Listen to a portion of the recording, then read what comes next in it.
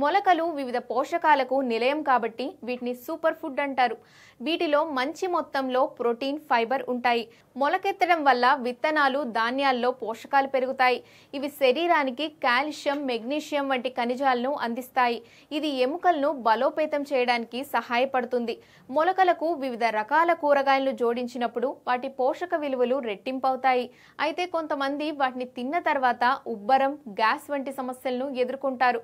దీనికి అనేక కారణాలున్నాయి. వాటిలో సర్వసాధారణం సరికాని ఆహారపు అలవాట్లు. ఈ విషయంపై నిపుణుల అభిప్రాయాలను తెలుసుకుందాం. దీనికి అనేక కారణాలున్నాయి. వాటిలో సర్వసాధారణం సరికాని ఆహారపు అలవాట్లు. ఈ విషయంపై నిపుణుల అభిప్రాయాలను తెలుసుకుందాం. మొలకలు ఆరోగ్యానికి ఒక వరం. మొలకెత్తిన ధాన్యాల్లో పోషకాలు పుష్కలంగా ఉన్నాయి. వాటిలో ఫైబర్, ఎంజైమ్లు, యాంటీ ఆక్సిడెంట్లు, విటమిన్ సి, ఫోలేట్ 100 గ్రాములకు దాదాపు 3 నుంచి 4 గ్రాముల ప్రోటీన్ ఉంటాయి. అయితే వాటిని పచ్చిగా తినడం వల్ల ఉబ్బరం, గ్యాస్, మలబద్ధకం కూడా వస్తుంది. ఎందుకంటే అవి జీర్ణం కావడం కష్టం. ఉడికించకుండా తింటే బ్యాక్టీరియా ఉండవచ్చు.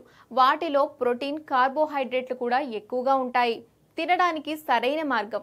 మొలకలను పచ్చిగా లేదా ఉడకబెట్టి తినవచ్చని డైటీషియన్ నిపుణులు చెప్తున్నారు. అయితే ఉడికించిన మొలకలు మరింత ప్రయోజనకరంగా ఉంటాయని అంటున్నారు. వాటిని అల్పాహారం, భోజనం లేదా రాత్రి భోజనానికి కాకుండా స్నాక్గా తినవచ్చని చెప్తున్నారు. అవి ప్రోటీన్కు మంచి మూలం.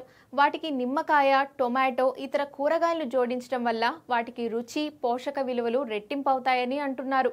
అయితే మొలకలను కూడా పరిమితుల్లో తీసుకోవాలి. ఎందుకంటే అతిగా తినడం ఆరోగ్యానికి హానికరం.